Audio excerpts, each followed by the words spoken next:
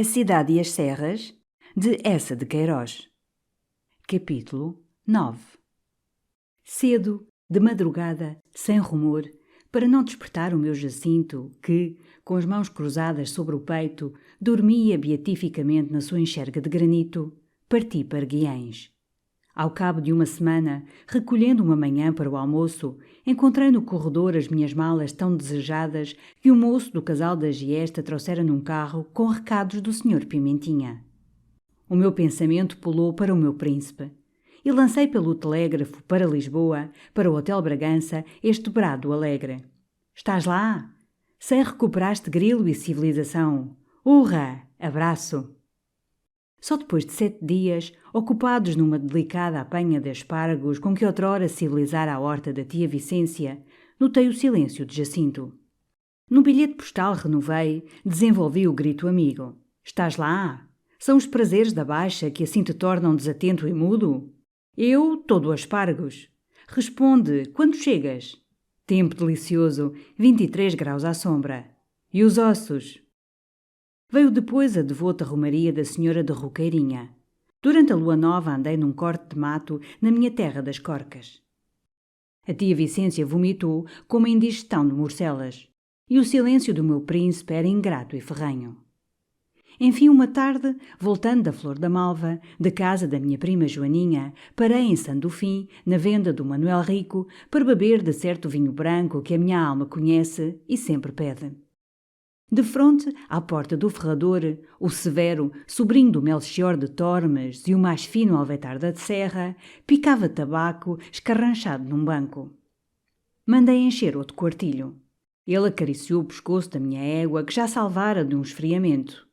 E, como eu indagasse do nosso Melchior, o Severo contou que na véspera jantara com ele em Tormes e se abeirara também do fidalgo. Ora essa? Então o senhor Dom Jacinto está em Tormes? O meu espanto divertiu o Severo. Então Vossa Excelência... Pois em Tormes é que ele está há mais de 5 semanas sem arredar, e parece que fica para a vindima e vai lá uma grandeza. Santíssimo nome de Deus!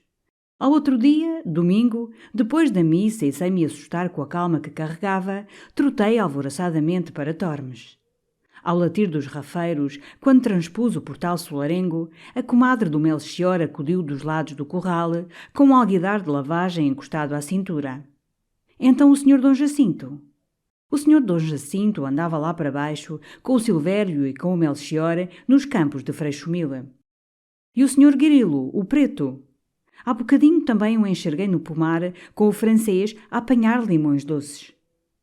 Todas as janelas do solar rebrilhavam com vidraças novas, bem polidas. A um canto do pátio notei baldes de cal e tigelas de tintas. Uma escada de pedreiro descansava durante o dia santo arrimada contra o telhado. E, rente ao muro da capela, 2 gatos dormiam sobre montões de palha desempacotada de caixotes consideráveis. Bem, pensei eu, eis a civilização. Recolhi a égua, galguei a escada. Na varanda, sobre uma pilha de ripas, reluzia num raio de sol uma banheira de zinco. Dentro encontrei todos os soalhos remendados, esfregados a carqueja. As paredes, muito caiadas e nuas, refrigeravam como as de um convento. Um quarto, a que me levaram 3 portas escancaradas com franqueza serrana, era certamente o de Jacinto. A roupa pendia de cabides de pau. O leito de ferro, com coberta de fustão, encolhia timidamente a sua rigidez virginal a um canto, entre o muro e a banquinha onde um castiçal de latão resplandecia sobre um volume do Dom Quixote. No lavatório pintado de amarelo, imitando o bambu, apenas cabia o jarro, a bacia, um naco gordo de sabão. E uma prateleirinha bastava ao esmerado alinho da escova, da tesoura, do pente, do espelhinho de feira e do frasquinho de água de alfazema que eu mandara de Guiães. As 3 janelas, sem cortinas, contemplavam a beleza da serra, respirando um delicado e macio ar que se perfumava nas resinas dos pinheirais, depois nas roseiras da horta. Em frente, no corredor, outro quarto repetia a mesma simplicidade. Certamente a previdência do meu príncipe o destinara ao seu Zé Fernandes. Pendurei logo dentro, no cabide, o meu guarda-pó de lustrina.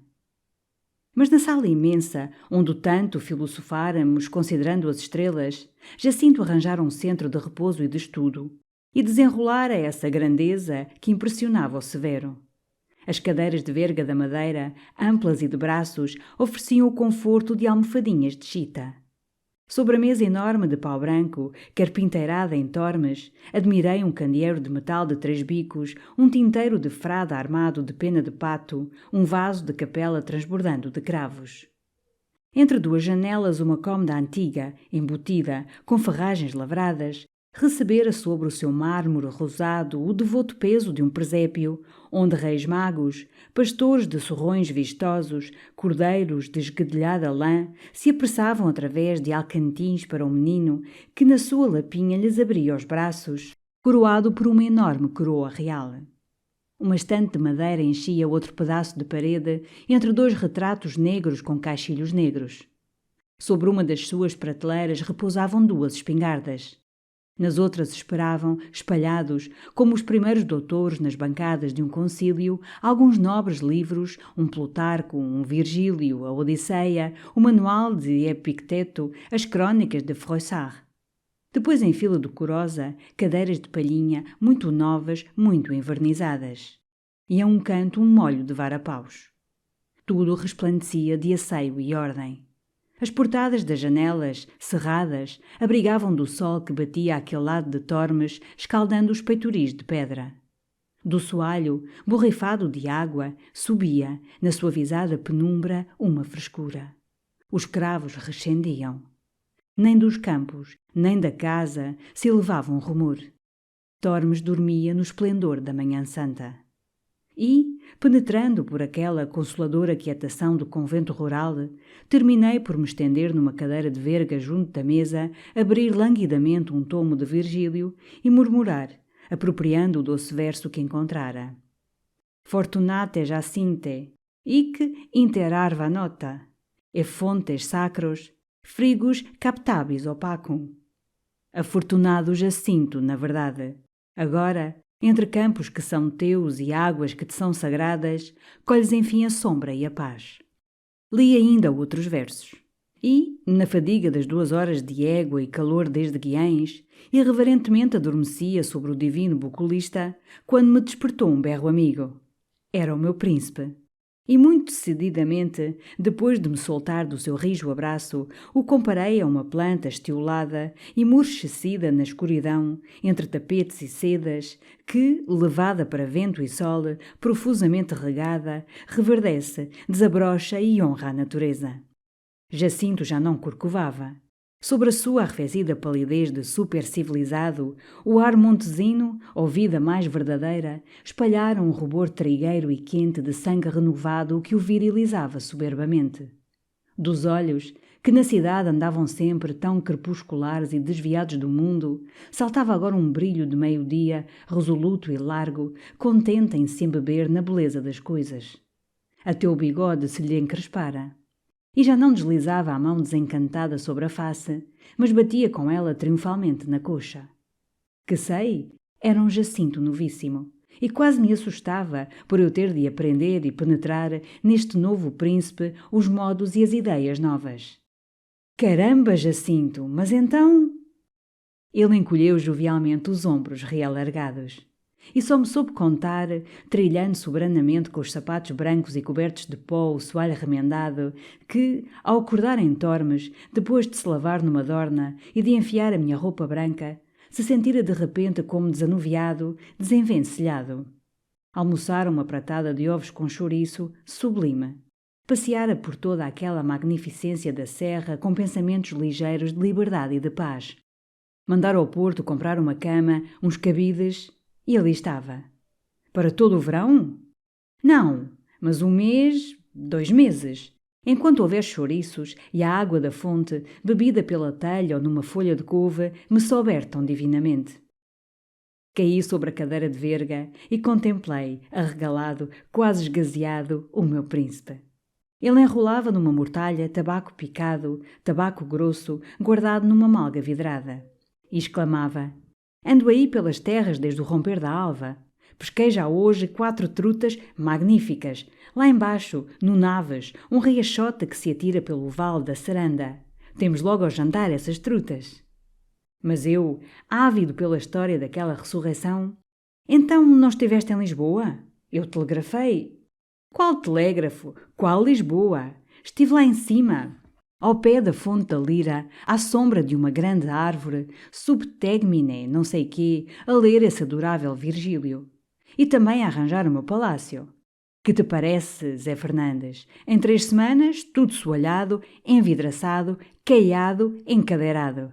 Trabalhou a freguesia inteira. Até eu pintei com uma imensa brocha. Viste o comodouro? Não? Então vem admirar a beleza na simplicidade, bárbaro. Era a mesma onde nós tanto exaltáramos o arroz com favas, mas muito esfragada, muito caiada, com um rodapé besuntado de azul estridente, onde logo adivinhei a obra do meu príncipe. Uma toalha de linho de Guimarães cobria a mesa, com as franjas roçando o soalho. No fundo dos pratos de louça forte reluzia um galo amarelo.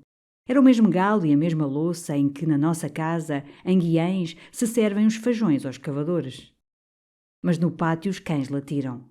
E Jacinto correu à varanda com uma ligeireza curiosa que me deleitou. Bem definitivamente esfrangalhara aquela rede de malha que se não percebia e que outrora o travava. Nesse momento apareceu o grilo, de quinzena de linho, segurando em cada mão uma garrafa de vinho branco. Todo se alegrou em ver na quinta o Sr. Fernandes. Mas a sua veneranda face já não resplandecia, como em Paris, com um tão sereno e ditoso brilho de ébano. Até me pareceu que corcovava. Quando o interroguei sobre aquela mudança, estendeu duvidosamente o beiço grosso. O menino gosta, eu então também gosto. Que o ar aqui é muito bom, Sr. Fernandes, o ar é muito bom. Depois, mais baixo, envolvendo num gesto desolado a louça de Barcelos, as facas de cabo de osso, as prateleiras de pinho como num refeitório de franciscanos. Mas muita magreza, Sr. Fernandes, muita magreza. Jacinto voltava com um maço de jornais cintados. Era o carteiro. Já vês que não o amoei inteiramente com a civilização. Eis a imprensa. Mas nada de Figaro ou da horrenda Dois Mundos. Jornais de agricultura, para aprender como se produzem as risonhas messes e sob que signo se casa a vinha ao olmo e que cuidados necessita a abelha provida. Quid faciate laetas segetes. De resto, para esta nobre educação, já me bastavam as geórgicas, que tu ignoras. Eu ri. Alto lá! Nos quoque gens sumos en nostro Virgilium sabemos. Mas o meu novíssimo amigo, debruçado da janela, batia as palmas, como Catão para chamar os servos, na Roma simples. E gritava, Ana Vaqueira, um copo de água bem lavado da fonte velha. Pulei, imensamente divertido. Ó Jacinto, e as águas carbonatadas, e as fosfatadas, e as esterilizadas, e as sódicas? O meu príncipe atirou os ombros com um desdém soberbo e aclamou a aparição de um grande copo, todo embaciado pela frescura nevada da água refulgente que uma bela moça trazia num prato. Eu admirei sobretudo a moça. Que olhos, de um negro tão líquido e sério! No andar, no quebrar da cinta, que harmonia e que graça de ninfa latina! E apenas pela porta desaparecer a esplêndida aparição. Ó Jacinto, eu daqui a um instante também quero água. E se compete a esta rapariga trazer as coisas, eu, de 5 em 5 minutos, quero uma coisa. Que olhos! Que corpo! Caramba, menino! Eis a poesia toda viva da serra. O meu príncipe sorria com sinceridade. Não nos iludamos, Zé Fernandes, nem façamos Arcádia. É uma bela moça, mas uma bruta. Não há ali mais poesia, nem mais sensibilidade, nem mesmo mais beleza do que numa linda vaca turina. Merece o seu nome de Ana Vaqueira. Trabalha bem, digere bem, concebe bem. Para isso a fez a natureza, assim sã e rija, e ela cumpre. O marido, todavia, não parece contente porque a desanca. Também é um belo bruto. Não, meu filho, a serra é maravilhosa e muito grato lhe estou. Mas temos aqui a fêmea em toda a sua animalidade e o macho em todo o seu egoísmo. São, porém, verdadeiros, genuinamente verdadeiros. E esta verdade, Zé Fernandes, é para mim um repouso. Lentamente, gozando a frescura, o silêncio, a liberdade do vasto casarão, retrocedemos à sala que Jacinto já denominara a livraria. E, de repente, ao avistar num canto uma caixa com a tampa meio despregada, quase me engasguei na furiosa curiosidade que me assaltou. E os caixotes? Oh, Jacinto, toda aquela imensa caixotaria que nós mandámos abarrotada de civilização. Soubeste? Apareceram. O meu príncipe parou, bateu alegremente na coxa. Sublime! Tu ainda te lembras daquele homenzinho, de saco a tiracolo, que nós admirámos tanto pela sua sagacidade, o seu saber geográfico? Lembras? Apenas falei em Tormes, gritou que conhecia, rabiscou uma nota. Nem era necessário mais. Oh, Tormes, perfeitamente, muito antigo, muito curioso. Pois mandou tudo para a Alba de Tormes, em Espanha. Está tudo em Espanha. Cocei o queixo, desconsolado. Ora, um homem tão esperto, tão expedito, que fazia tanta honra ao progresso, tudo para a Espanha. E mandaste vir? Não, talvez mais tarde. Agora, Zé Fernandes, estou saboreando esta delícia de me erguer pela manhã e de ter só uma escova para alisar o cabelo. Considerei, cheio de recordações, o meu amigo. Tinhas umas 9. 9? Tinha 20, talvez 30, e era uma atrapalhação, não me bastavam. Nunca em Paris andei bem penteado. Assim com os meus 70.000 volumes. Eram tantos que nunca li nenhum. Assim com as minhas ocupações, tanto me sobrecarregavam que nunca fui útil. De tarde, depois da calma, fomos vaguear pelos caminhos coleantes daquela quinta rica que, através de 2 léguas, ondula por vale e monte. Não me encontrara mais com Jacinto em meio da natureza, desde o remoto dia de entremesa em que ele tanto sofrera no sociável e policiado bosque de Montmorency. Ah, mas agora, com que segurança e idílico amor ele se movia através dessa natureza, de onde andara tantos anos desviado por teoria e por hábito. Já não arreciava a umidade mortal das relvas, nem repelia como impertinente o roçar das ramagens, nem o silêncio dos altos o inquietava como um despovoamento do universo. Era com delícias, com um consolado sentimento de estabilidade recuperada, que enterrava os grossos sapatos nas terras moles como no seu elemento natural e paterno. Sem razão, deixava os trilhos fáceis para se embrenhar através de arbustos emaranhados e receber na face a carícia das folhas tenras. Sobre os outeiros, parava, imóvel, retendo os meus gestos e quase o meu hálito, para se embeber de silêncio e de paz. E 2 vezes o surpreendi atento e sorrindo à beira de um regatinho palreiro, como se lhe escutasse a confidência. Depois filosofava, sem descontinuar, com o entusiasmo de um convertido ávido de converter. Com uma inteligência aqui se liberta, hein? E como tudo é animado de uma vida forte e profunda. Dizes tu agora, Zé Fernandes, que não há aqui pensamento? Eu? Eu não digo nada, Jacinto. Pois é uma maneira de refletir muito estreita e muito grosseira. Ora é essa, mas eu... Não percebes. A vida não se limita a pensar, meu caro doutor, que não sou. A vida é essencialmente vontade e movimento. E naquele pedaço de terra, plantado de milho, vai todo um mundo de impulsos, de forças que se revelam e que atingem a sua expressão suprema, que é a forma. Não, essa tua filosofia está ainda extremamente grosseira. Irra, mas eu não... E depois, menino, que inesgotável, que miraculosa diversidade de formas, e todas belas.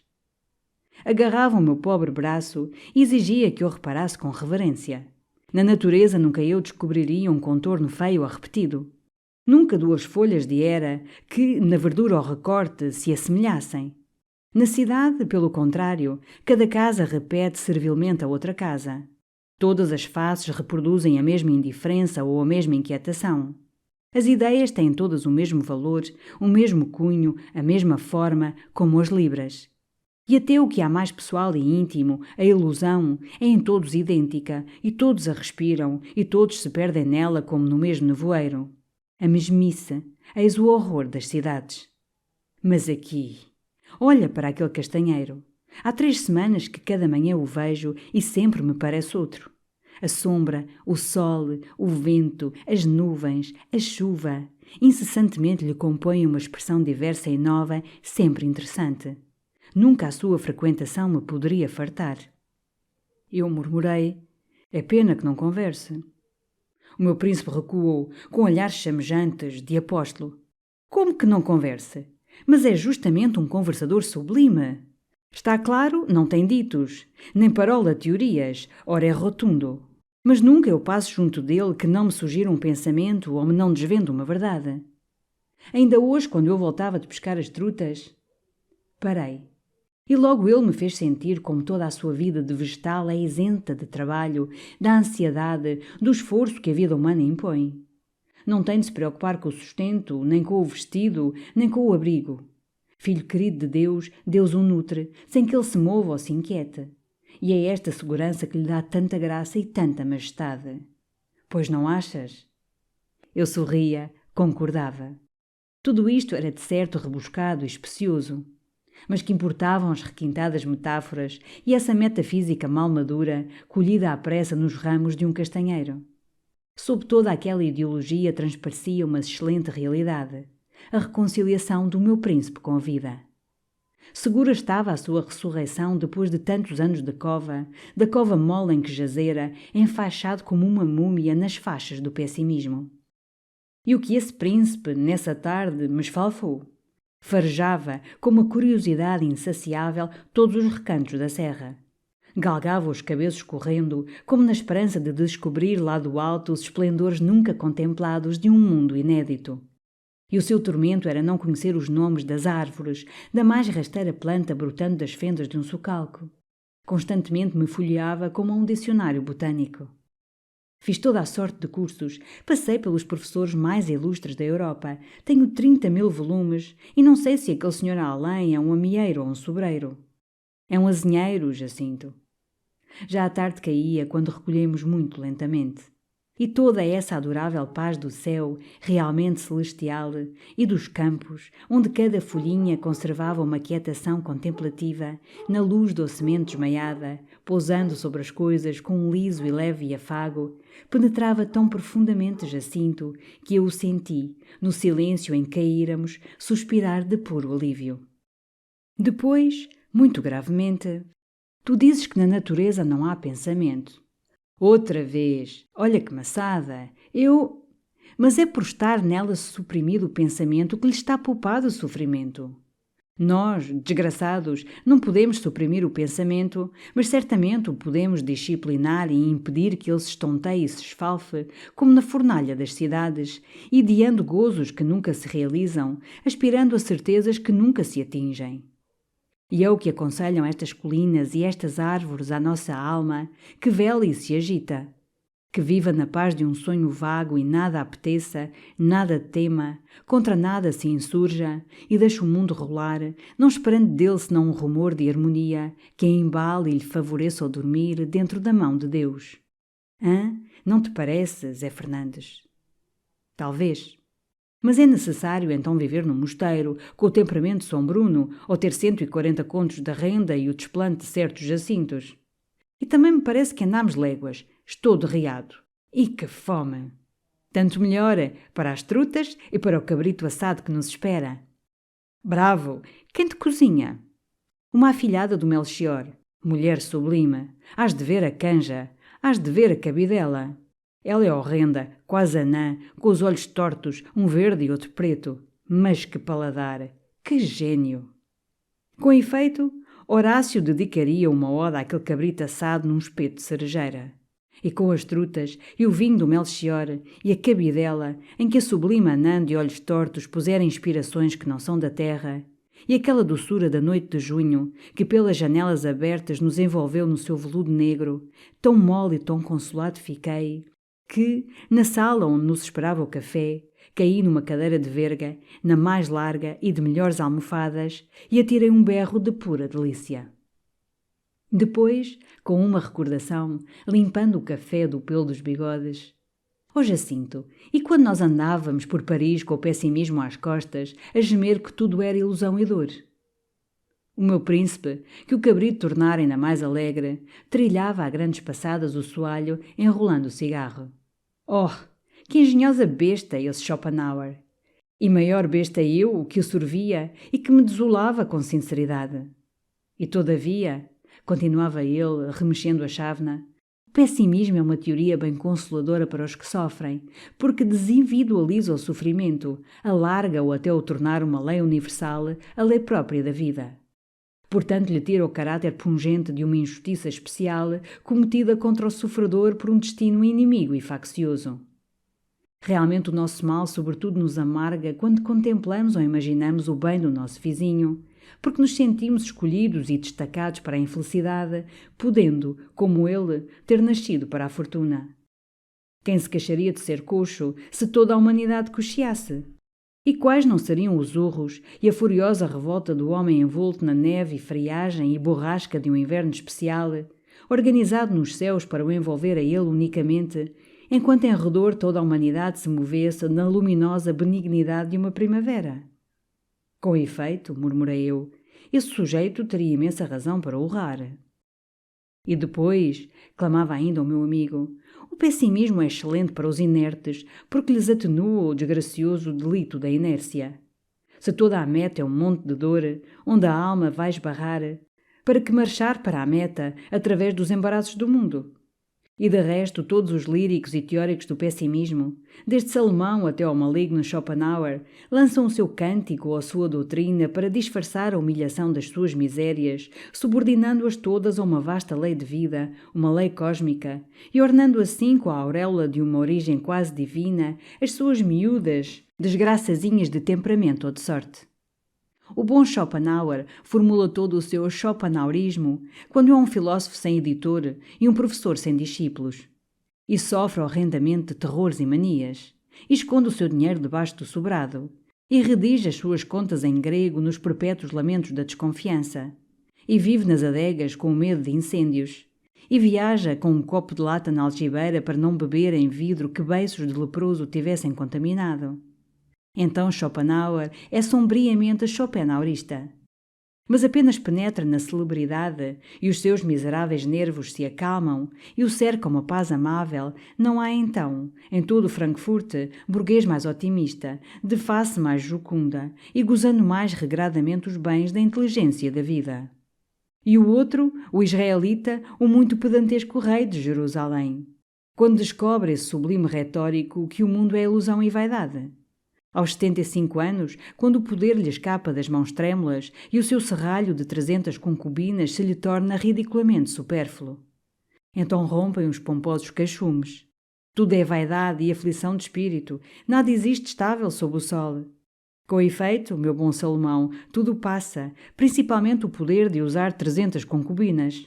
Mas que se restitua a esse velho sultão asiático, besuntado de literatura, a sua virilidade, e onde se sumirá o lamento do Eclesiastes. Então voltará, em segunda e triunfal edição, o êxtase do livro dos cantares. Assim discursava o meu amigo no noturno silêncio de Tormes. Creio que ainda estabeleceu sobre o pessimismo outras coisas joviais, profundas ou elegantes, mas eu adormecera, beatificamente envolto em otimismo e doçura. Em breve, porém, me fez pular, escancarar as pálpebras moles, uma rija, larga, sadia e genuína risada. Era Jacinto, estirado numa cadeira, que lia o Dom Quixote. Oh, bem-aventurado príncipe! Conservava ele o agudo poder de arrancar teorias a uma espiga de milho ainda verde e, por uma clemência de Deus que fizera reflorir o tronco seco, recuperar o dom divino de rir com as facécias de Sancho. Aproveitando a minha companhia, as 2 semanas de bucólica ociosidade que eu lhe concedera, o meu Jacinto preparou então a cerimónia tão falada, tão meditada, a trasladação dos ossos dos velhos Jacintos, dos respeitáveis ossos, como murmurava, cumprimentando o bom Silvério, o procurador, nessa manhã de sexta-feira, em que almoçava conosco, metido num espantoso jaquetão de veludilho amarelo debruado de seda azul. A cerimónia, de resto, reclamava muita singeleza por serem tão incertos, quase impessoais, aqueles restos que nós estabeleceríamos na capelinha do Val de Carriça, na capelinha toda nova, toda nua e toda fria, ainda sem alma e sem calor de Deus. Porque, enfim, Vossa Excelência compreende, explicava o Silvério, passando o guardanapo por sobre a larga face suada e por sobre as imensas barbas negras como as de um turco. Naquela mixórdia, oh, peço desculpa a Vossa Excelência. Naquela confusão, quando tudo desabou, não pudemos mais conhecer a quem pertenciam os ossos. Nem sequer, falando verdade, nós sabíamos bem que dignos avós de Vossa Excelência jaziam na Capela Velha, assim tão antigos, com os letreiros apagados, senhores de todo o nosso respeito, certamente, mas, se Vossa Excelência me permite, senhores já muito desfeitos. Depois veio o desastre, a mixórdia. E aqui está o que decidi depois de pensar. Mandei arranjar tantos caixões de chumbo quantas as caveiras que se apanharam lá embaixo na carriça, entre o lixo e o pedregulho. Havia 7 caveiras e meia. Quero dizer, 7 caveiras e uma caveirinha pequenina. Metemos cada caveira em seu caixão. Depois, que quer Vossa Excelência, não havia outro meio. E aqui o Sr. Fernandes dirá se não acha que procedemos com habilidade. A cada caveira juntámos uma certa porção de ossos, uma porção razoável. Não havia outro meio. Nem todos os ossos se acharam. Canelas, por exemplo, faltavam. E é bem possível que as costelas de um daqueles senhores ficassem com a cabeça de outro. Mas quem podia saber? Só Deus. Enfim, fizemos o que a prudência mandava. Depois, no dia de juízo, cada um destes fidalgos apresentará os ossos que lhe pertencerem. Lançava estas coisas macabras e tremendas, penetrado de respeito, quase com majestade, espetando, ora em mim, ora no meu príncipe, os olhinhos agudos e reluzentes como vidrilhos. Eu aprovei o pitoresco homem. Perfeitamente, andou perfeitamente, amigo Silvério. São tão vagos, tão anónimos todos esses avós. Só faz pena, grande pena, que se tresmalhassem os restos do avô Galeão. Não estava cá, acudiu Jacinto. Vim a Tormes expressamente por causa do avô Galeão e por fim o seu jazigo nunca foi aqui na capelinha da carriça. Felizmente. O Silvério sacudiu gravemente a calva trigueira. Nunca tivemos o excelentíssimo senhor Galeão. Há 100 anos, senhor Fernandes, há 100 anos que se não depositava na Capela Velha corpo de cavalheiro cada casa. Onde estará então? O meu príncipe encolheu os ombros. Por esse reino, na igrejinha, no cemitério de alguma das freguesias numerosas onde ele possuía terras. Casa tão espalhada. Bem, concluí. Então, como se trata de ossadas vagas, sem nome, sem data, convém uma cerimoniazinha muito simples, muito sóbria. Quietinha, quietinha, murmurou Silvério, dando um forte sopro assobiado ao café. E foi quietinha, de uma rústica e doce singeleza, a cerimónia daqueles altos senhores.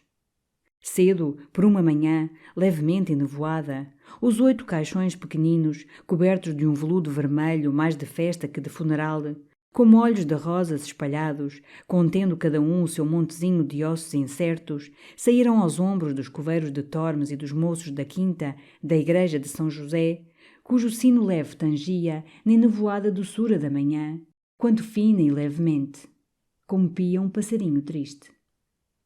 Adiante, um airoso moço de sobrepelize erguia com zelo a velha cruz prateada. Abrigando o pescoço sob um imenso lenço de rapé de quadrados azuis, o velho e corcovado sacristão segurava pensativamente a caldeirinha de água benta. E o bom abade São José, com os dedos entre o breviário fechado, movia os lábios numa lenta, murmurosa reza que ia, pelo doce ar, espalhando mais doçura.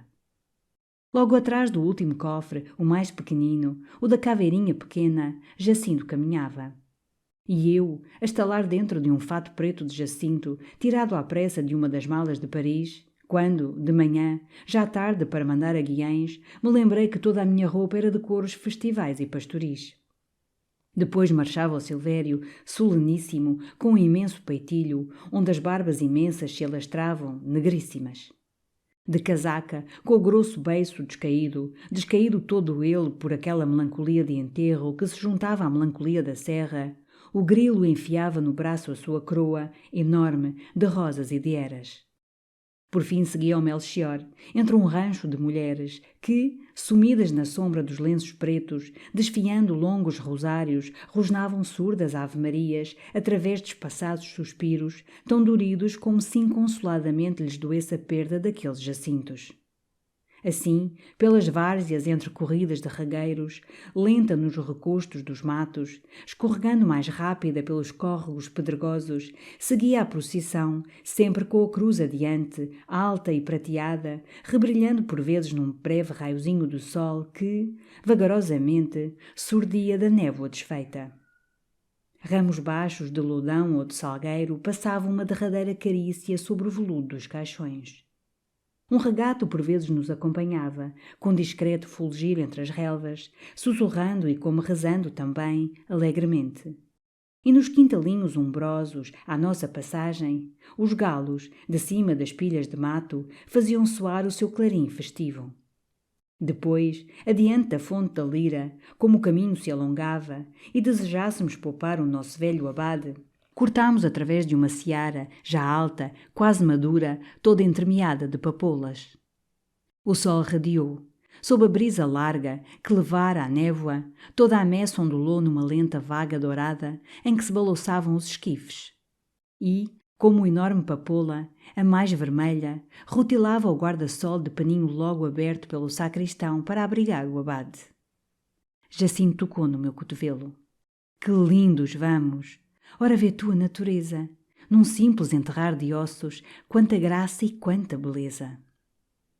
Na capelinha, nova, dominando o vale da carriça, solitária e muito nua, no meio de um adro, ainda mal alisado, sem uma verdura de relva, uma frescura de arbusto, dois moços seguravam à porta molhos de tochas que o Silvério distribuiu, a passos graves, com cortesias, soleníssimo.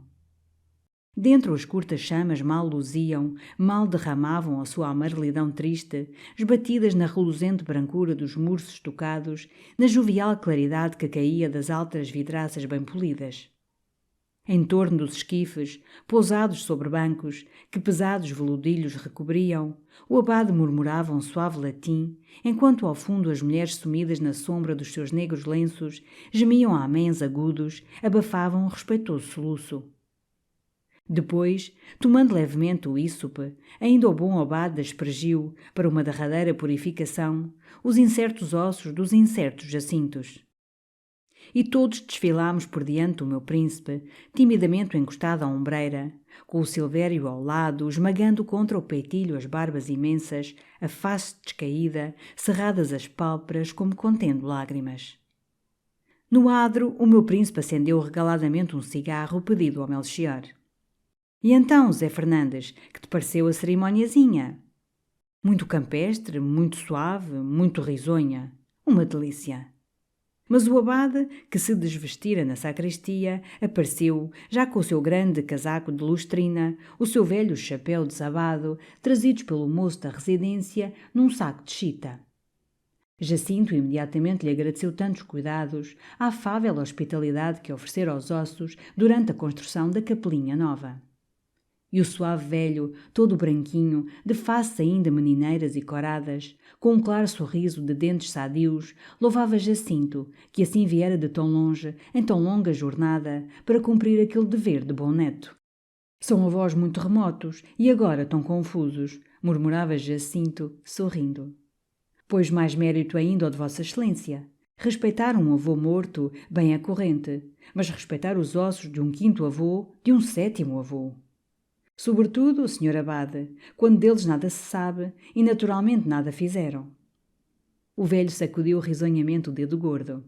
Ora, quem sabe, talvez fossem excelentes. E por fim, quem muito se demora no mundo, como eu, termina por se convencer que no mundo não há coisa ao ser inútil. Ainda ontem eu lia no Jornal do Porto que, por fim, segundo se descobriu, são as minhocas que estrumam e lavram a terra antes de chegar o lavrador e os bois com arado. Até as minhocas são úteis. Não há nada inútil. Eu tinha lá na residência uma porção de cardos a um canto da horta que me afligiam. Pois refleti e terminei por me regalar com eles em xarope. Os avós de Vossa Excelência por cá andaram, por cá trabalharam, por cá padeceram. Quer dizer, por cá serviram. E, em todo o caso, quando lhes rezemos um Padre Nosso por alma, não lhes pode fazer senão bem, a eles e a nós. E assim, docemente filosofando, parámos num soto de carvalheiras, onde esperava a velhíssima égua do abade, porque o santo homem agora, depois do reumatismo do último inverno, já não afrontava rijamente como antes os trilhos duros da serra. Para ele montar, filialmente Jacinto segurou o estribo. E enquanto a égua se empurrava pelo córrego acima, quase tapada sob o imenso guarda-sol vermelho em que se abrigava o velho, nós recolhemos a casa metendo pela serra da Lombinha, através dos milhos, e depressa, porque eu estalava, aperreado, dentro da roupa preta do meu príncipe. Estão, pois, acomodados estes senhores, José Fernandes. Só resta rezar por eles o Padre Nosso que recomenda o abade. Somente, eu não sei, já não me lembro do Padre Nosso. Não te aflijas, Jacinto. Peço à tia Vicência que reze por mim e por ti. É sempre a tia Vicência que reza aos meus Padre Nossos. Durante essas semanas que preguicei em Tormes, eu assisti, com enternecido interesse, a uma considerável evolução de Jacinto nas suas relações com a natureza. Daquele período sentimental de contemplação, em que colhia teorias nos ramos de qualquer cerejeira e edificava sistemas sob o espumar das levadas, o meu príncipe lentamente passava para o desejo da ação. E de uma ação direta e material, em que a sua mão, enfim restituída a uma função superior, revolvesse o torrão. Depois de tanto comentar, o meu príncipe, evidentemente, aspirava a criar. Uma tardinha, ao anoitecer, sentados no pomar, no rebordo do tanque, enquanto o Manuel Hortelão apanhava laranjas no alto de uma escada arrimada a uma alta laranjeira, Jacinto observou, mais para si do que para mim: é curioso, nunca plantei uma árvore. Pois é um dos 3 grandes atos, sem os quais, segundo diz não sei que filósofo, nunca se foi um verdadeiro homem. Fazer um filho, plantar uma árvore, escrever um livro. Tens de te apressar para ser um homem. É possível que talvez nunca prestasse um serviço a uma árvore como se presta a um semelhante. Sim, em Paris, quando era pequeno, regava os lilazes. E no verão é um belo serviço. Mas nunca semeei. E como Manuel descia da escada, o meu príncipe, que nunca acreditara inteiramente, pobre homem, no meu saber agrícola, imediatamente reclamou o parecer daquela autoridade. Oh, Manuel, ouça lá, o que é que se poderia agora semear? Com o cesto das laranjas enfiado no braço, o Manuel exclamou, através de um lento riso, entre respeitoso e divertido: semear, patrão? Agora é antes escolher. Olhe que já se anda a limpar a eirazinha para a debulha, meu patrão. Pois sim, mas sem ser milho nem cevada. Então ali no pomar, rente do muro velho, não se podia plantar uma fila de pessegueiros? O riso do Manuel crescia. Isso sim, meu senhor. Isso é lá para os santos ou para o Natal. Agora só a covinha na horta, a beldroega, os espinafres, algum feijãozinho em terra muito fresca. O meu príncipe sacudiu, com brando gesto, estes legumes rasteiros. Bem, boa noite, Manuel. Essas laranjas são da tal laranjeira que diz o Melchior, muito doces, muito finas? Então leve para os seus pequenos. Leve muitas para os pequenos. Não, o empenho era criar a árvore. Pela árvore contemplada na serra em sua verdadeira majestade, na beneficência da sua sombra, na frescura embaladora do seu remorujar, na graça e santidade dos ninhos que a povoam, começara talvez, lentamente, o seu amor novo da terra. E agora sonhava uma Tormes toda coberta de árvores, cujos frutos e verduras, e sombras, e remorejos suaves, e abrigados ninhos, fossem a obra e o cuidado das suas mãos paternais. No silêncio grave do crepúsculo que descia, murmurou ainda: ó Zé Fernandes, quais são as árvores que crescem mais depressa? É, meu Jacinto, a árvore que cresce mais depressa é o eucalipto, o feíssimo e ridículo eucalipto. Em 6 anos tens aí Tormes coberta de eucaliptos. Tudo tão lento, Zé Fernandes. Porque o seu sonho, que eu compreendia, seria plantar caroços que subissem em fortes troncos, se alargassem em verdes ramarias, antes dele voltar ao 202 no começo do inverno. Um carvalho. 30 anos antes que seja belo. Desânimo. É bom para Deus que pode esperar. Patiens qui eternos. 30 anos. Daqui a 30 anos, árvores só para me cobrirem a sepultura. Já é um ganho. E depois para teus filhos, Jacinto. Filhos? Onde os tenho eu? É o mesmo processo dos castanheiros. Semeia. Não faltam por aí terras agradáveis. Em 9 meses tens uma planta feita. E quanto mais tenrinhas e mais pequeninas, mais essas plantas encantam. Ele murmurou, cruzando as mãos sobre os joelhos. Tudo leva tanto tempo. E à borda do tanque nos quedamos, calados, na fresca doçura do anoitecer, entre o cheiro avivado das madressilvas do muro, olhando o crescente da lua que surdia dos telhados de Tormes. E de certo esta pressa de se tornar entre a natureza não mais um sonhador, mas um criador, arremessou vivamente o seu interesse para os gados. Repetidamente, nos nossos passeios através da quinta, ele lhe notava a solidão. Faltam aqui animais, Zé Fernandes. Imaginava eu que ele apetecia em Tormes o ornato elegante de veados e pavões. Mas um domingo, costeando o largo campo da ribeirinha, sempre escasso de águas, agora mais ressequido por verão de tanta secura, o meu príncipe parou a considerar os 3 carneiros do caseiro que retoçavam com penúria uma relvagem pobre. E, de repente, como magoado, justamente, aqui está o espaço para um belo prado, um imenso prado, muito verde, muito farto, com rebanhos de carneiros brancos, gordíssimos como bolas de algodão pousadas na relva. Era lindo, hã? É fácil, não é verdade, Zé Fernandes? Sim, traz água para o prado. Águas não faltam na serra. E o meu príncipe, encadeando logo nesta inspirada ideia outra, mais rica e vasta, lembrou quanta beleza daria a Tormes encher esses prados, esses verdes ferregiais, de manadas de vacas, formosas vacas inglesas, bem nédias e bem luzidias. Hã? Uma beleza! Para abrigar esses gados ricos, construiria corrais perfeitos, de uma arquitetura leve e útil, toda em ferro e vidro, fundamente varridos pelo ar, largamente lavados pela água. Hã? Que formosura!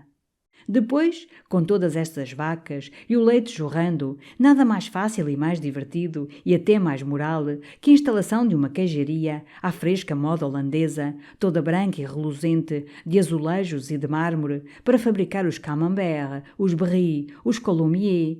Para a casa, que conforto! E para toda a serra, que atividade! Pois não te parece, Zé Fernandes? Com certeza! Tu tens, em abundância, os 4 elementos: o ar, a água, a terra e o dinheiro. Com estes 4 elementos, facilmente se faz uma grande lavoura, quanto mais uma queijaria. Pois não é verdade? E até como negócio. Está claro, para mim o lucro é o deleite moral do trabalho, o emprego fecundo do dia. Mas uma queijaria assim perfeita rende prodigiosamente. E educa o paladar, incita a instalações iguais, implanta talvez no país uma indústria nova e rica. Ora, com essa instalação perfeita, quanto me poderá custar cada queijo? Fechei um olho calculando. Eu te digo, cada queijo, um desses queijinhos redondos, como o camembert ou o rabassal, pode vir a custar-te, a ti, Jacinto queijeiro, entre 250 e 300 mil réis. O meu príncipe recuou, com 2 olhos alegres e espantados para mim. Como 300 mil réis? Punhamos 200. Tenho a certeza. Com todos esses prados, e os encanamentos de água, e a configuração da serra alterada, e as vacas inglesas, e os edifícios de porcelana e vidro, e as máquinas, a extravagância, e a patuscada bucólica, cada queijo te custa, a ti, produtor, 200 mil réis. Mas com certeza o vendes no Porto por um tostão. Põe 50 réis para a caixa, rótulos, transporte, comissão, etc. Tens apenas, em cada queijo, uma perda de 199.850 réis. O meu príncipe não desanimou. Perfeitamente. Faço um desses espantosos queijos por semana, ao sábado, para o comermos nós ambos ao domingo. E tanta energia lhe comunicava o seu novo otimismo, tão ansiosamente aspirava a criar, que logo, arrastando o Silvério e o Melchior por cabeços e barrancos, largou a percorrer a quinta toda, para determinar onde cresceriam, ao seu mando inspirado, os verdes prados, e se ergueriam, rebrilhantes no sol de Tormes, os currais elegantes. Com a esplêndida segurança dos seus 190 contos de renda, não surgia dificuldade, risonhamente murmurada pelo Melchior, ou exclamada, com respeitoso pasmo, pelo Silvério, que ele não afastasse brandamente, com jeito leve, como um galho de roseira brava atravessado numa vereda. Aquelas rochas além empecendo, que se arrancassem. Um vale importuno dividia 2 campos, que se atulhasse. O Silvério suspirava, enxugando sobre a escura calva um suor quase de angústia. Pobre Silvério! Rijamente sacudido na doce pachorra da sua administração, calculando despesas que se afiguravam sobre-humanas à sua parcimónia serrana, forçado a arquejar, sem descanso, sob soalheiras de junho, o desgraçado retomara na serra o jeito que Jacinto deixara em Paris. E era ele que corria pelas longas barbas tenebrosas os dedos desalentados. Enfim, uma tarde desabafou comigo, a um canto da varanda, enquanto Jacinto, na livraria, escrevia a um seu amigo de Holanda, o conde Raylan, mordomo-mor da corte, pedindo desenhos e planos e orçamentos de uma cajaria perfeita. Pois, Sr. Fernandes, se toda esta grandeza vai por diante, sempre lhe digo que o Sr. Dom Jacinto enterra aqui na serra dezenas de contos. Dezenas de contos. E como eu aludia à fortuna do meu príncipe, a quem todas essas obras tão vastas, que alterariam o antiquíssimo rosto da serra, não custavam mais que a outros o concerto de um socalco, o bom Silvério atirou os longos braços para as coxas gordas, ainda mais desolado. Pois por isso mesmo, Sr. Fernandes, se o Sr. Dom Jacinto não tivesse a dinheirama, recuava. Assim, é zás, para diante. E eu não o censuro pela ideia. Lograsse eu a renda de Sua Excelência, que me atirava também a uma lavoura de capricho. Mas não aqui, Sr. Fernandes, nestas serranias, entre Alcantis. Pois um senhor que possui aquela linda propriedade de Montemor, nos campos do Mondego, onde até podia plantar jardins de desbancar os do Palácio de Cristal do Porto. E a veleira? O Sr. Fernandes não conhece a veleira, lá para os lados de Penafiel? Isso é um condado. E uma terra chã, boa terra, toda junta, ali em volta da casa, com uma torre. Um regalo, Sr. Fernandes. Mas sobretudo Montemor. Lá é que eram prados e manadas de vacas inglesas, e cajaria e horta rica, de fartar, e aí 30 perus na capoeira. Então que quer, Silvério? O Jacinto Costa da Serra. E depois este é o solar da família, e aqui começaram no século XIV os Jacintos. O pobre Silvério, no seu desespero, esqueceu o respeito devido à secular nobreza da casa. Ora, até ficam mal ao Sr. Fernandes essas ideias neste século da liberdade. Pois estamos lá em tempos de se falar em fidalguias, agora que por toda a parte anda tudo em república. Leia o século, Sr. Fernandes, leia o século e verá. E depois eu sempre quero ver o Sr. Dom Jacinto, aqui no inverno, com o nevoeiro a subir do rio logo pela manhã, e a friagem a trespassar os ossos, e ventanias que atiram carvalheiras de raízes ao ar, e chuvas que se desfaz a serra.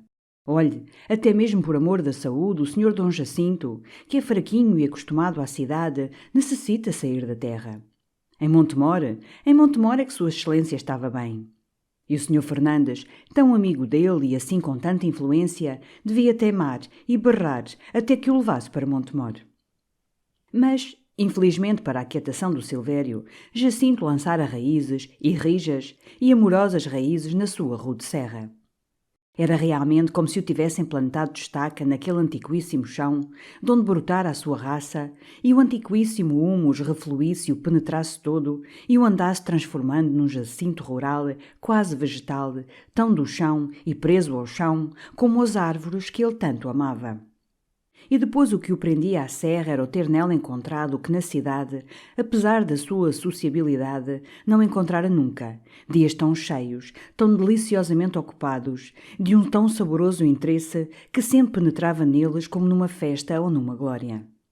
Logo de manhã, às 6 horas, eu, no meu quarto, mexendo ainda regaladamente o meu corpo nos colchões de fresco folhedo, sentia os seus rijos sapatões pelo corredor e o seu cantarolar, desafinado, mas ditoso como o de um melro. Em poucos instantes escancarava com fragor a minha porta, já de chapéu desabado, já de bengalão de cerejeira, disposto com reservado fervor para os trilhos conhecidos da serra. E era sempre a mesma nova, quase orgulhosa. Dormi hoje deliciosamente, Zé Fernandes. tão bem, com uma tal serenidade, que começo a acreditar que sou um justo. Um dia lindo. Quando abri a janela, às 5 horas, quase gritei de puro gosto. Na sua pressa, nem me deixava demorar na frescura da banheira. E quando eu repetia a risca mal começada do cabelo, aquele antigo homem das 39 escovas protestava contra esse desbarato efeminado de um tempo devido aos fortes gozos da terra. Mas quando, depois de acariciar os rafeiros no pátio, desembocávamos da alameda de plátanos e diante de nós se dividiam matutinamente, mais brancos entre o verde matutino, os caminhos coleantes da quinta, toda a sua pressa findava e penetrava na natureza com a reverente lentidão de quem penetra num templo. E repetidamente sustentava ser contrário à estética, à filosofia e à religião andar depressa através dos campos.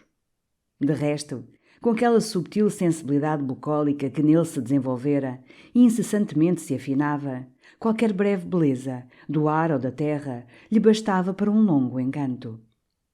Ditosamente poderia ele entreter toda uma manhã, caminhar por entre um pinheiral, de tronco a tronco, calado, embebido no silêncio, na frescura, no resinoso aroma, empurrando com o pé as agulhas e as pinhas secas.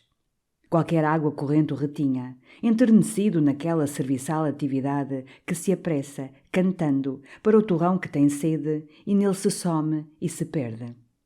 E recordo ainda quando me reteve meio domingo, depois da missa, no cabeço, junto a um velho corral desmantelado, sob uma grande árvore, só porque em torno havia quietação, doce aragem, um fino piar de ave na ramaria, um murmúrio de regato entre canas verdes e por sobre a sebe, ao lado, um perfume, muito fino e muito fresco, de flores escondidas.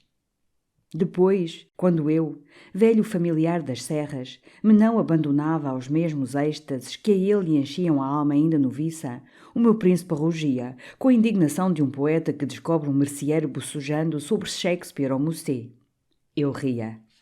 Meu filho, olha que eu não passo de um pequeno proprietário.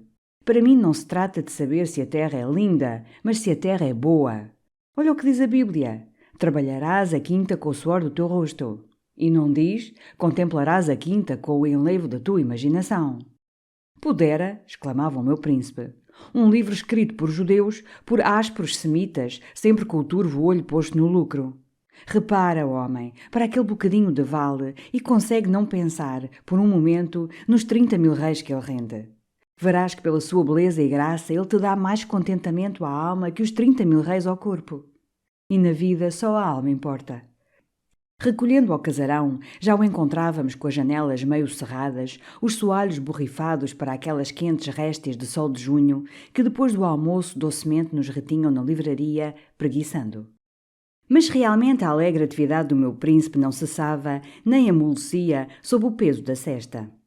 A essa hora, enquanto pelo arvoredo mudo os mais agitados pardais dormiam e o sol mesmo parecia repousar, imóvel na rutilância da sua luz, Jacinto, com o espírito acordado, ávido de sempre gozar, agora que reconquistara essa faculdade, tomava com delícia o seu livro.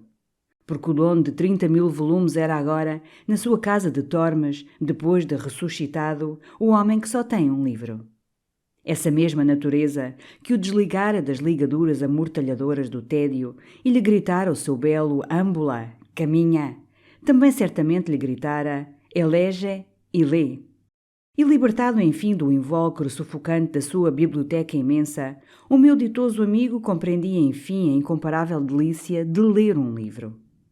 Quando eu correra a Tormes, depois das revelações do Severo na venda do torto, ele findava o Dom Quixote e ainda eu lhe escutara as derradeiras risadas com as coisas deliciosas e de certo profundas que o gordo Sancho lhe murmurava, escarranchado no seu burro.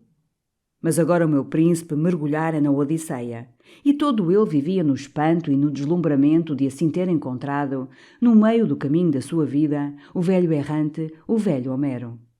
Ó Zé Fernandes, como sucedeu que eu chegasse a esta idade sem ter lido Homero? Outras leituras, mais urgentes, o Figaro, o Georges Sony. Tu leste a Ilíada? Menino, sinceramente me gabo de nunca ter lido a Ilíada. Os olhos do meu príncipe fuzilavam.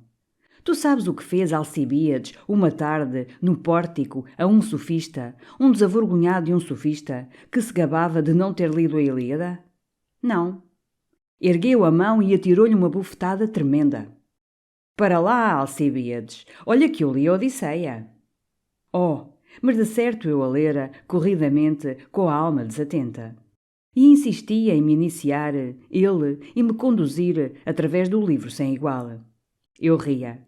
E rindo, pesado do almoço, terminava por consentir e me estirava no canapé de verga. Ele, diante da mesa, direito na cadeira, abria o livro gravemente, pontificalmente, como um missal, e começava numa lenta ode sentida. Aquele grande mar da Odisseia, resplandecente e sonoro, sempre azul, todo azul, sob o voo branco das gaivotas, rolando, imensamente quebrando sobre a areia fina ou contra as rochas de mármore das ilhas divinas, exalava logo uma frescura salina, bem-vinda e consoladora naquela calma de junho em que a serra se entorpecia.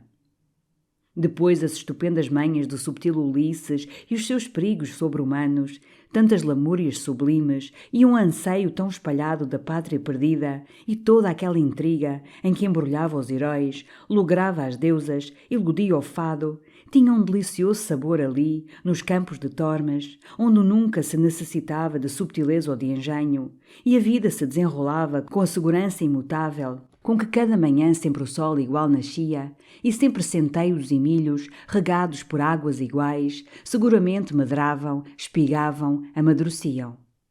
Embalado pela recitação grave e monótona do meu príncipe, eu cerrava as pálpebras docemente. Em breve um vasto tumulto, por terra e céu, me alvoroçava. E eram os rugidos de Polifemo ou a grita dos companheiros de Ulisses roubando as vacas de Apolo. Com os olhos logo esbugalhados para Jacinto, eu murmurava, sublime. E sempre, nesse momento, o engenhoso Ulisses, de carapuço vermelho e o longo remo ao ombro, surpreendia com a sua facúndia e clemência dos príncipes, ou reclamava presentes devidos ao hóspede, ou sorripiava astutamente algum favor aos deuses. E Tormes dormia no esplendor de junho. Novamente, eu cerrava as pálpebras consoladas sob a carícia inefável do largo dizer homérico. E meio adormecido, encantado, incessantemente avistava, longe, na divina Hélade, entre o mar muito azul e o céu muito azul, a branca vela, hesitante, procurando Ítaca. Depois da sesta, o meu príncipe de novo se soltava para os campos. E a essa hora, sempre mais ativo, voltava com ardor aos seus planos, a essas culturas de luxo e elegantes oficinas que cobririam a serra de magnificências rurais. Agora andava todo no esplêndido apetite de uma horta que ele concebera, imensa horta ajardinada, em que todos os legumes, clássicos ou exóticos, cresceriam soberbamente em vistosos talhões, fechados por sebes de rosas, de cravos, de alfazema, de dálias. A água das regas desceria por lindos córregos de louça esmaltada. Nas ruas, a sombra cairia de densas latadas de moscatel, pousando em esteios revestidos de azulejo. E o meu príncipe desenhara o plano desta espantosa horta, a lápis vermelho, num papel imenso, que o Melchior e o Silvério, consultados, longamente contemplaram, um coçando risonhamente a nuca, o outro com os braços duramente cruzados e o sobrolho trágico.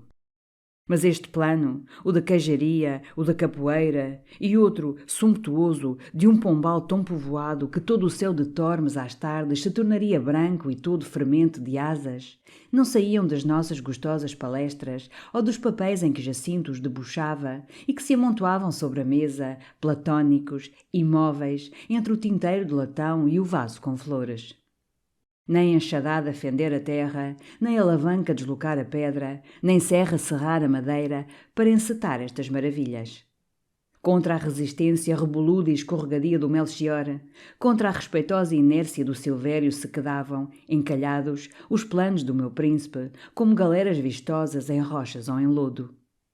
Não convinha bolir em nada, clamava o Silvério, antes das colheitas e da vindima. E depois, acrescentava o Melchior com um sorriso de grande promessa, para boas obras mês de janeiro, porque lá ensina o ditado, em janeiro mete obreiro, mesmo ante que não ante. E, de resto, o gozo de conceber as suas obras e de indicar, estendendo a bengala por cima de vales e montes, os sítios privilegiados que elas aformoseariam, bastava por ora ao meu príncipe, ainda mais imaginativo que operante. E, enquanto meditava estas transformações da terra, muito progressivamente e com um amável esforço, se ia familiarizando com os homens simples que a trabalhavam. Na sua chegada a Tormes, o meu príncipe sofria de uma estranha timidez diante dos caseiros, dos jornaleiros e até de qualquer rapazinho que passasse tangendo uma vaca para o pasto. Nunca ele então se demoraria a conversar com os moços, quando à borda de um caminho ou num campo em monda eles se endireitavam de chapéu na mão, num respeito de velha vassalagem. De certo o empecia a preguiça, e talvez ainda o púdico recato de transpor toda a imensa distância que se alargava desde a sua complicada supercivilização até à rude simplicidade daquelas almas naturais, mas sobretudo retinha o medo de mostrar a sua ignorância da lavoura e da terra, ou de parecer talvez desdenhoso de ocupações e de interesses que para os outros eram supremos e quase religiosos.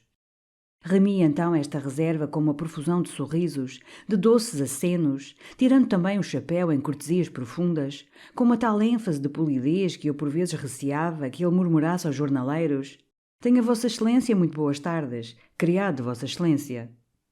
Mas agora, depois daquelas semanas de serra e de já saber, com um saber ainda frágil, a época das sementeiras e das ceifas, e que as árvores de fruta se semeiam no inverno, já se aprazia em parar junto os trabalhadores, contemplar descansadamente o trabalho, dizer coisas afáveis e vagas. «Então, isso vai andando? Ora, ainda bem. Este bocado de torrão aqui é rijo. O talude ali adiante está precisando de conserto». E cada um destes tão simples dizeres lhe era doce, como se por meio deles penetrasse mais fundamente na intimidade da terra e consolidasse a sua encarnação em homem do campo, deixando de ser uma mera sombra circulando entre realidades. Já por isso não cruzava no caminho um mocinho atrás das vacas que não o detivesse, o não interrogasse. «Para onde vais tu? De quem é o gado? Como te chamas?» E contente consigo, sempre gabava gratamente o desembaraço do rapaz ou a esperteza dos seus olhos. Outra satisfação do meu príncipe era conhecer os nomes de todos os campos, as nascentes de água e as delimitações da sua quinta. «Vês acolá, para além do ribeiro, o pinheiral. Já não é meu, é dos Albuquerques». E com a perene alegria de Jacinto, as noites da serra, no vasto casarão, eram fáceis e curtas. O meu príncipe era então uma alma que se simplificava, e qualquer pequenino gozo lhe bastava, desde que nele entrasse paz ou doçura. Com verdadeira delícia ficava, depois do café, estendido numa cadeira, sentindo, através das janelas abertas, a noturna tranquilidade da serra sob a muda estrelada do céu. As histórias, muito simples e muito caseiras, que eu lhe contava, de Guiães, do Abade, da tia Vicência, dos nossos parentes da Flor da Malva, tão sinceramente o interessavam que eu encetara, para seu regalo, a crónica completa de Guiães, com todos os namoricos e as façanhas de forças e as desavenças por causa de servidões ou de águas. Também por vezes nos enfronhávamos com aferro numa partida de gamão sobre um belo tabuleiro de pau preto, com pedras de velho marfim que nos emprestara o Silvério. Mas nada de certo encantava tanto como atravessar as casas, pé ante pé, até uma saleta que dava para o pomar, e aí ficar encostado à janela, sem luz, num enlevo sossego, a escutar longamente, languidamente, os roxinóis que cantavam no laranjal.